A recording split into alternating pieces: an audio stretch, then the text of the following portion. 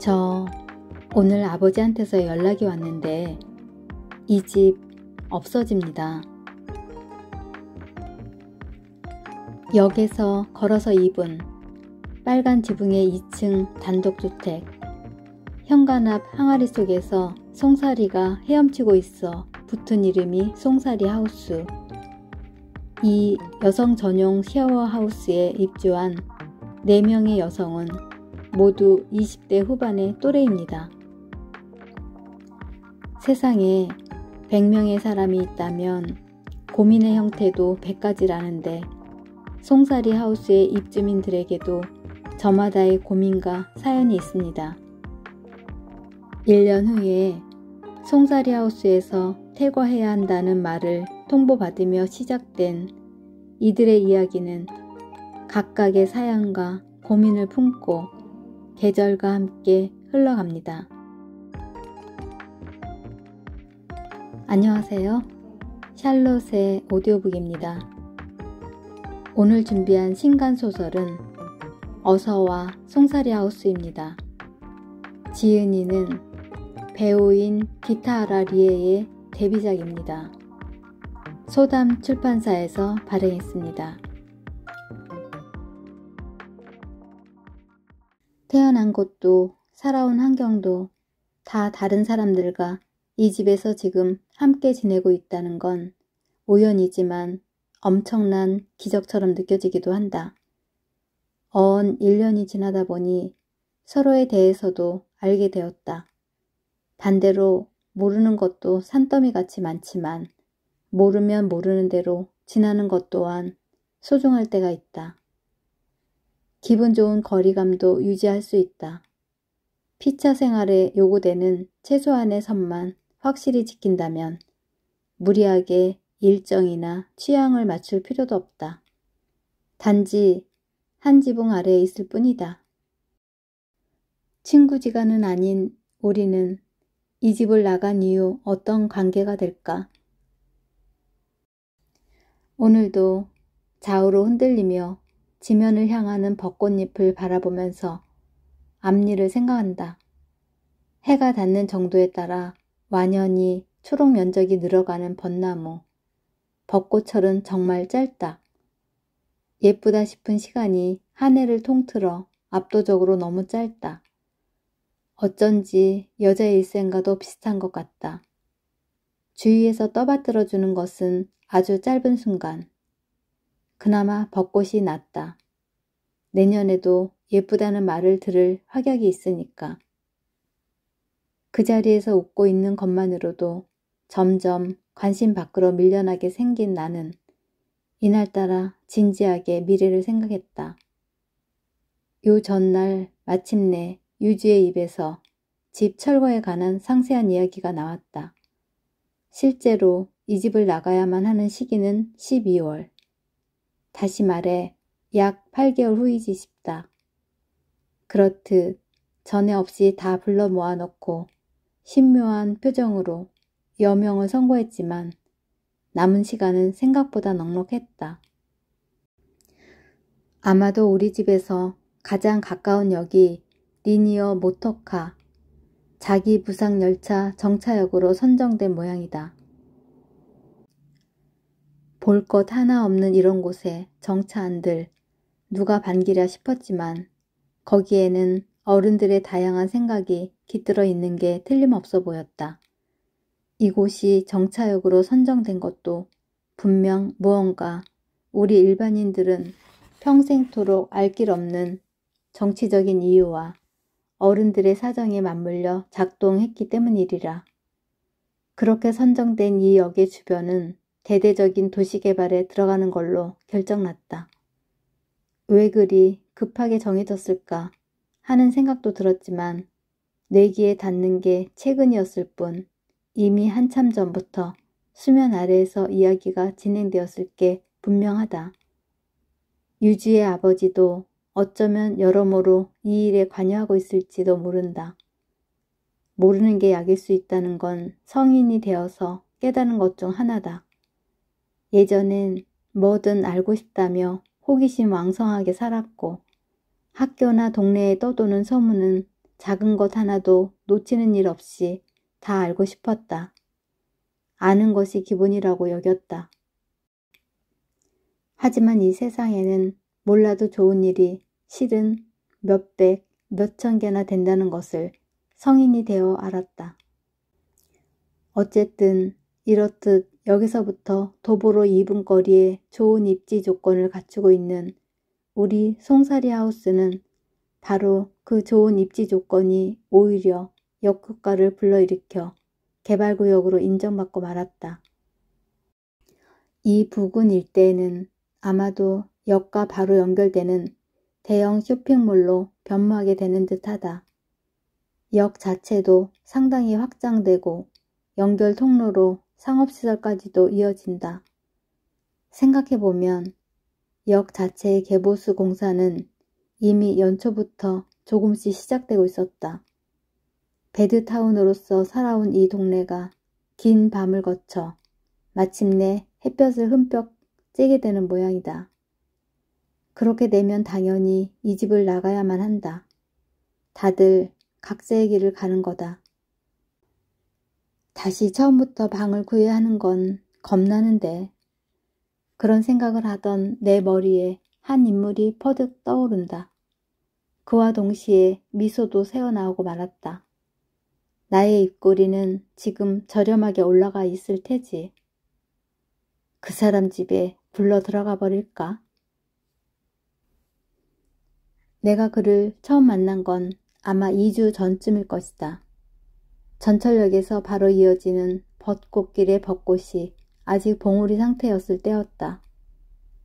여느 때와 다름없는 하루를 마친 나는 여느 때와 다름없는 풍경 속을 글자 그대로 그냥 걷고 있었다. 전철 안에서는 거르지 않고 음악을 듣는 타입이지만 개찰구를 나서면서부터는 이어폰을 뺀다. 이전에 계속 음악을 들으면서 걷다가 미처 소리를 알아차리지 못하고 자전거와 충돌한 적이 있었다. 가벼운 사고였지만 그 일이 트라우마가 되어 걸으면서 음악 듣는 것을 그만두었다. 음악 없이는 살아갈 수 없는 글자 그대로 노 뮤직, 노 라이프인 나였지만 의외로 이어폰을 뺀 후로 많은 것을 깨달았다. 예를 들면 사계절에 소리가 있다는 것, 계절이 바뀔 때면 어김없이 다음 계절의 발소리가 들려온다. 그리고 바람에도 온도가 있다는 것. 피부로 느껴지는 바람은 확실히 계절마다 온도가 다르고 냄새도 있다. 그것은 기온과도 또 달라서 따뜻한 공기 중에 차가운 바람이 불 때가 있는가 하면 그 반대인 경우도 있었다. 단지 이어폰에 청각을 빼앗기고 있었을 뿐인데 그 청각을 되찾은 결과 오감이 갈고 닦여져 나 자신의 감정에도 귀를 기울일 수 있게 되었다. 그런 연유로 걸으면서 음악을 듣지 않게 된 후론 집에 다다를 때까지 늘 멍하니 이런저런 생각을 했다. 이날도 생각을 하는 것도 안 하는 것도 아닌 애매한 경계선을 걷고 있었는데 뭔가 내 등을 톡톡 건드렸다. 떨어졌어요. 누군가가 말을 걸기에 흠칫 놀랐다. 이래서는 이어폰을 빼고 있는 의미가 없지 않은가. 그렇게 반성하면서 돌아보니 화이트 머스크 향과 함께 단정해 보이는 청년이 서 있었다. 복슬복슬한 머리카락은 녹색기가 짙은 예쁜 애쉬 컬러다. 날렵한 얼굴선에 크진 않지만 맑은 눈, 콧날은 높고 입술에는 밉살 맞은 구석이라곤 찾아볼 수가 없다. 과하거나 튀는 느낌 없이 그야말로 정돈된 얼굴. 그리고 손에는 눈에 익은 분홍 손수건. 아, 제가 떨어뜨렸나요? 정말 고맙습니다. 아니요, 정말네요. 그럼 미소 띤 얼굴로 가볍게 묵례하고 나서 청년은 시원시원하게 걸어갔다. 전철역 방향으로 사라져간다. 희미하게 남은 화이트 머스크 향. 이게 만약 영화였다면 운명의 만남이 될 순간이라고 잠시 망상의 세계에 빠져든다. 내가 좋아하는 이와이 순지 감독이 만약 지금의 장면을 묘사한다면 벚꽃 만발한 가로수길, 떨어진 꽃잎들로 이 넓은 길이 온통 분홍빛으로 뒤덮인다. 이 길 위로 한 걸음 내디디면 고운 분홍빛이 내 신발로 더럽혀지고 말겠지. 그런 죄책감이 든다. 그 사악한 발자국은 내 기억에 깊이 진하게 새겨진다. 확실히 이 만남 이후 두 사람은 지옥이라는 이름의 천국으로 굴러 떨어진다. 그곳은 아름답고 잔혹한 세계. 참으로 쓸데없는 생각을 하다 보니 눈 깜짝할 사이에 집에 다다랐다. 과연 여기서부터 도보로 2분. 집에 도착할 무렵에는 이미 그 청년에 관한 기억은 희미해져 있었다. 현실은 소설보다 더 기이하단 말을 종종 듣곤 하는데 그 사흘 후에 나는 이와이 슌지 영화에도 나오지 않을 법한 기적의 재회를 이뤄낸다. 그날 접수처 동료 직원인 리마가 술 모임에 같이 가자고 했다. 리마와 술 모임에 참가하는 건 종종 있는 일이었기에 별다른 고민 없이 가겠다고 대답했는데 리마가 내 귀에 얼굴을 가까이 대고 속삭였다. 오늘은 있지 인플루언서 모임인 것 같아. 인플루언서? 왜 있잖아. 인스타그래머라든지 틱토커라든지 유튜버도 있는 모양이야. 이 SNS 전국 시대에 선두를 달리는 사람들과의 술자리라는 건가? 아, 유튜버? 난 잘 모르는데. 괜찮아. 그쪽도 자기들을 모르는 애들이 더 반갑대. 최근 팬들이 어마어마해서 힘든 것 같거든. 유튜버가 그런 느낌이구나. 이미 연예인이네. 근데 여차하면 연예인보다도 돈이 더 많을지도. 이야, 기대된다. 그치? 리마는 즐거운 듯이 웃으면서 자신의 원래 자리로 의자를 미끄러뜨린다. 리마는 워낙 발이 넓다 보니 그녀가 권유하는 술 모임에는 야구선수며 축구선수, 이름을 처음 들어보는 배우, 약간 본 적이 있다 싶은 배우들이 참석할 때도 많다. 얼핏 혼혈로 보이는 리마는 남자들에게도 인기도 많고 배려할 줄도 알아서 같이 있으면 즐거운 존재다. 리마와 함께하는 술 모임은 설사 아무 성과가 나지 않더라도 즐겁다. 이날도 딱히 큰 기대는 없이 그렇다고 마지못해 가는 것도 아닌 그야말로 적당한 긴장감을 지닌 채 술 모임에 나갔다. 그런데 바로 그곳에 큰 만남이 기다리고 있었다. 요 전날 손수건을 주워준 멋진 청년이 거기 있었던 것. 희미했던 기억이 단숨에 플래시백 된다. 삽시간에 화이트 머스크 향이 콧속을 관통하는 듯한 달콤한 충격이 내달린다. 여전히 복슬복슬한 애쉬 그린 헤어. 노래 주점의 싸우려 소파에 예의 바르게 앉은 모습은 이곳 미나토고에 어울리지 않는다. 그에게는 세련된 도시 이미지는 확실히 있지만 지나치게 싱그러운 느낌이어서 이 거리에는 걸맞지 않았다. 그때 응? 그가 입을 빼물면서 몸을 내민다. 인사도 하는 둥 마는 둥 그가 앉은 소파로 향하는 나를 의아하게 바라보는 리마. 그런 리마를 제쳐둔 채 이미 내 마음은 이 우연에 두근거리고 있었다. 어떻게 이런 일이 다 있지? 이게 말이 돼? 우연히 손수건을 주워준 멋진 청년을 전혀 다른 장소에서 또다시 만난다. 요즘 같은 시대에 드라마로 나왔다면 나도 모르게 클리셰라고 외쳐버릴 법한 뻔한 전개다. 거짓말 같은 전개. 소설이었다면 무심코 삼류소설 같으니 라고 외쳐버릴 법한 전개다. 쉬운 전개, 진부한 전개. 하지만 신기하게도 막상 내게 이런 일이 닥치자 무서울 정도로 스궁하게 됐다. 이런 게 운명인 건가 하고. 요 전날 손수건 주워주셨어요. 그 하시다역 근처에서. 그때 와, 말도 안 돼. 이런 엄청난 우연이. 뭐야, 거기 아는 사이? 역시 말도 안 되게 튀는 핑크색 머리를 한 남자가 희죽희죽 누런이를 보이면서 말을 던진다. 아니, 아는 사이랄까. 요전날 스쳐 지나갔어요. 그쵸? 애시해어 남자가 나를 보며 말한다. 동그란 눈동자가 반짝반짝 빛난다. 눈동자의 면적을 넘어서는 광량의 힘. 아, 맞다. 이거 아마도 손수건에 끼워져 있었던 것 같은데 내가 그대로 가져와 버렸네요.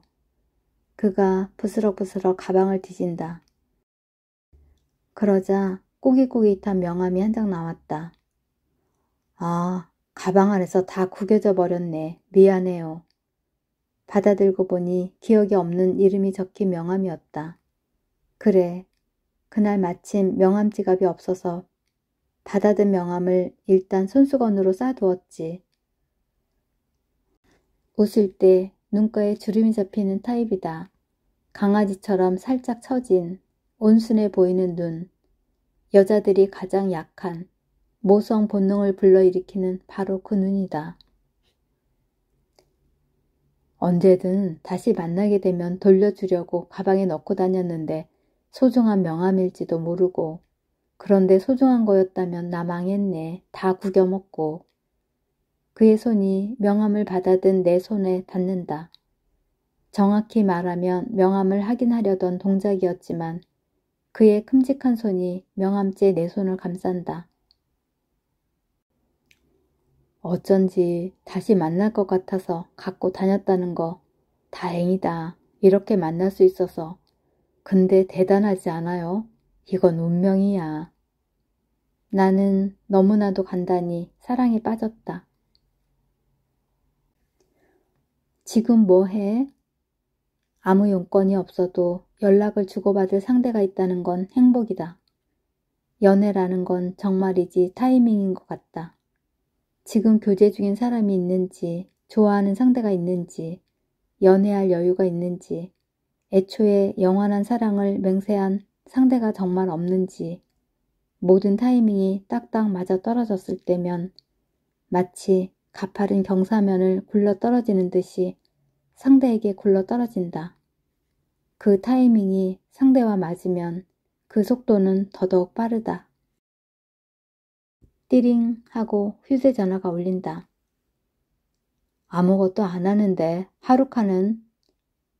띠링 하고 잇따라 들어오는 라인톡. 화면을 보면서 나도 모르게 달아오는 뺨을 누르는 것도 잊은 채 미소를 머금고 답장을 작성한다. 일 끝나고 집에 가는 중. 금요일이라 그런가 술 땡긴다. 천천히 회사 건물에서 역으로 향한다.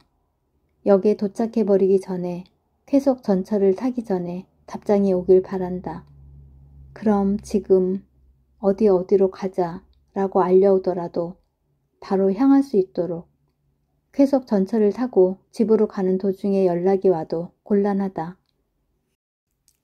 평소에는 다니지 않는 뒷길로 들어가 일부러 조금 우회하면서 천천히 역으로 향한다. 물론 지금의 나는 설령 쾌속 전철을 타버렸다 쳐도 보나마나 여유롭게 발길을 돌려버릴 테지만. 띠링 하고 휴대전화가 울린다. 마시자. 집으로 올래? 심장이 빠르게 뛴다. 요전날 둘이 만나 밥은 먹었다. 어쩌면 이대로 하고 생각했지만 그날은 자리를 옮겨 2차까지 갔다가 거기서 헤어졌다. 기대하지 않았던 건 아니었기에 조금 아쉬웠지만 스킨십이 빠른 남자가 아니라는 점에서 대번에 호감도가 상승했다. 하지만 솔직히 이제 다음 진도로 빨리 넘어가고 싶은 마음은 있었다. 그래도 돼? 설레는 마음을 억누르면서 어느새 도착해버린 도라노몬역 개찰구 앞에 멈춰 선다. 뒤에 오던 셀러리맨과 콩 부딪히고 죄송합니다 하면서 개찰구 옆으로 비껴선다. 하루카가 괜찮다면 우버이츠 배달 주문 서비스 시켜먹고 싶다. 완전 신나 하고 나는 텐션이 오른다. 좋아하는 사람과 함께라면 어째서 이토록 일상에 아무것도 아닌 일들이 일대 이벤트로 여겨질까. 예를 들면 이 상황에 세련된 이탈리안 레스토랑에서 코스 요리를 먹자 하는 말을 듣든 회전 초밥집에 가자 하는 말을 듣든 나는 완전 신나 하고 마음속으로 외쳤을 것이다. 응, 좋아. 집 어디? 나카메구로. 짧은 대화를 마치고 나는 즉시 나카메구로로 향한다. 오늘이 한 주의 마지막 근무날인 금요일이라는 것이 전혀 느껴지지 않을 만큼 발걸음이 가볍다. 이 정도로 가볍다면 여름 끝자락의 이벤트 100km 울트라 마라톤 코스도 24시간 이내로 거뜬히 완주할 수 있을 것 같다. 복슬복슬한 파마 머리에 화이트 머스크 향이 나는 그는 이름이 마사야라고 했다. 평소에는 의류 매장에서 일하고 나이는 24, 한가한 시간에 앱으로 라이브 방송을 하는 듯하다. 가끔 본업보다 라이브 방송으로 돈을 더 버는 달도 있다니 훌륭한 스트리머다. 요즘 같은 SNS 전국시대에 새롭게 등장한 장르, 제대로 시대의 파도를 타는 마사야는 확실히 요즘 유행하는 귀여운 얼굴을 하고 있다. 호리호리한 몸매에 키도 꽤 크다. 요즘 유행하는 직함에 처음에는 좀 당황했지만 그날 술자리에서 하는 행동을 보고 의구심이 깨끗이 사라졌다. 선배 유튜버의 술잔이 비겠다 싶으면 다 비기 전에 다음 술을 살짝 주문하고 술에 취해 속이 불편해 보이는 사람이 있으면 슬며시 마실 물을 가져다 주고 집에 가겠다는 사람이 있으면 가게 직원에게 부탁해 택시를 불러준다. 나무랄 데 없는 처신이었다. 사랑에 푹 빠져버린 나는 발걸음도 가볍게 나카메구로역에 내려선다. 일러준 주소지로 향하기 위해 구글 맵을 띄우고 메구로 강변을 따라 걷는다. 벚꽃은 다 지고 초록잎이 나무를 덮고 있었다. 맨션에 도착해 인터폰에 손을 뻗는다. 잠깐, 뭔가 술이라도 사올 걸 그랬나? 그러는 게 배려심 있는 여자로 보이지 않을까 하는 생각에 뒤돌아 편의점으로 향한다. 진열대에 늘어선 주류를 바라보면서 기억을 더듬는다. 그는 분명 하이볼을 마셨던 것 같다. 브랜드가 뭐였더라? 하쿠슈였던 것 같은데 하쿠슈 미니 보틀이랑 탄산수랑 얼음, 약간의 안주거리까지 사들고 다시 그의 집으로 향했다. 아직 사귀는 사이는 아니지만 앞으로 그런 사이가 될지도 모르는 이성의 집에 찾아간다. 이보다 더 가슴 두근거리는 일이 이 세상에 존재할까? 존재할지도 모르지만 평범한 내가 상상하는 한 이때가 세상에서 가장 가슴 두근거리는 순간이다. 뭔가 있어도 좋고 아무 일 없으면 없는 대로 괜찮다. 하지만 오늘의 나는 확실히 무언가를 기대하고 있다. 어서 들어와. 그가 현관문을 열고 맞아준다. 문을 연 순간 복도에 퍼지는 화이트 머스크 향. 온 집안이 그의 냄새다. 실례합니다. 고마워.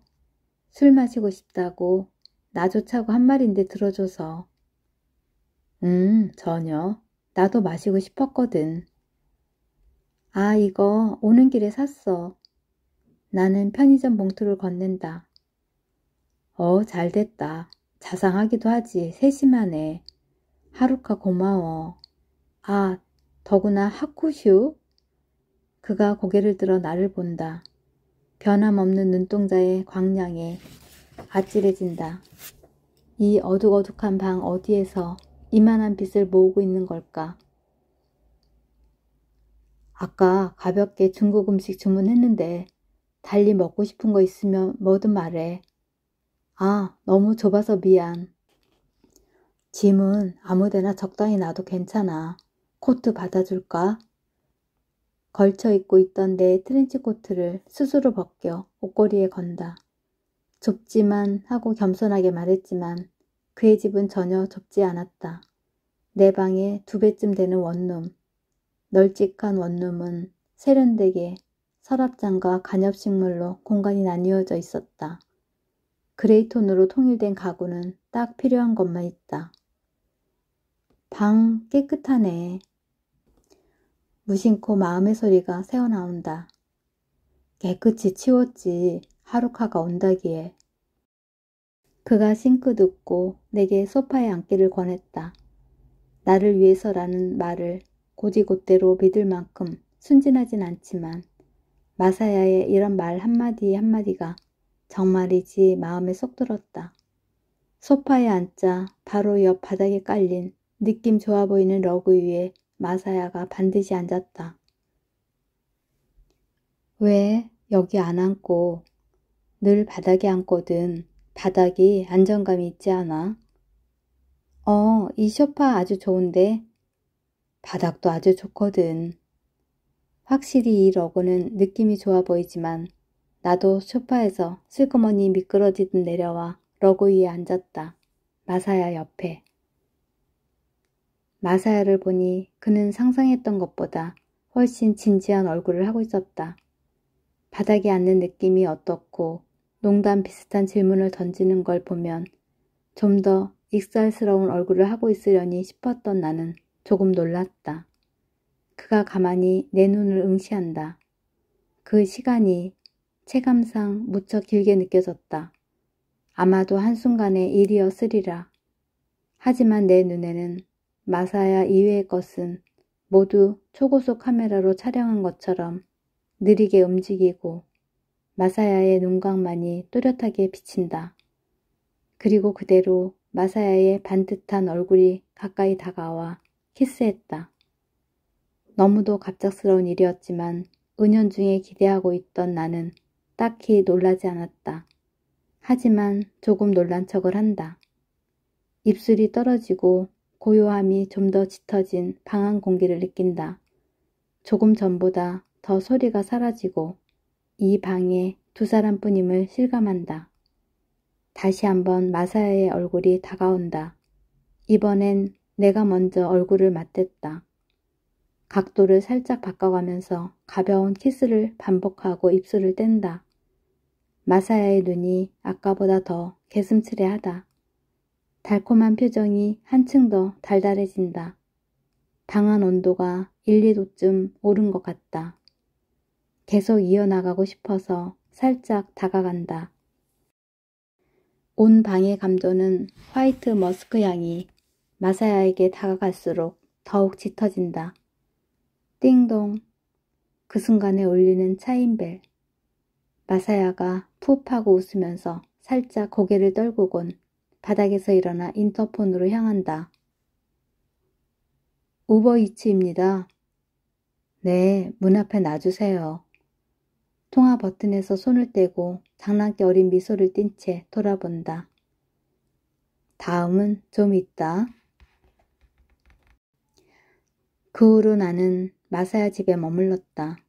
지금이 아침인지 낮인지 밤인지 시간 신경 안 쓰고 지냈다. 배가 고프면 근처 카페에 가고 졸리면 자고 하고 싶어지면 하고 본능이 향하는 대로 지냈다. 눈 깜짝할 사이에 토요일 일요일이 끝나고 평일이 되어버렸지만 금요일에 입었던 옷을 그대로 입고 출근했다. 나한테서 화이트 머스크 향이 났다. 여하튼 월요일 퇴근길 나는 우리 집 송사리 하우스로 돌아가기로 했다. 단지 업무 피로뿐만이 아닌 나른함을 느끼면서 평소에 벚나무 길을 걷는다. 마사야를 처음 만난 가로수길. 여기도 벚꽃은 다지고 이파리 천지다. 다녀왔습니다. 그런 규정은 없지만 무단 외박해버린 것에 대한 죄책감을 조금 느끼면서 현관문을 연다. 이전에도 외박한 적은 있지만 이렇게 며칠 연이어서 들어오지 않은 건 처음이다. 장지문이 열리고 유주가 얼굴을 내민다. 어서 와요. 조금 걱정했어요. 그렇게 말하는 유주의 얼굴에 확실히 안도한 빛이 떠올랐다. 사흘밤이 지나도록 들어오지 않다 보니 아닌 게 아니라 걱정이 좀 되었던 모양이다. 서로 지나친 간섭을 하지 않으려는 게 습관이 돼서 딱히 연락을 하지 않았던 것을 조금 후회했다. 미안, 친구네 집에 잠깐 있었어요. 있는 그대로 남자 집에 있었다고 말하기가 거북해서 대충 얼버무린다. 말끝이 조금 흐려졌다.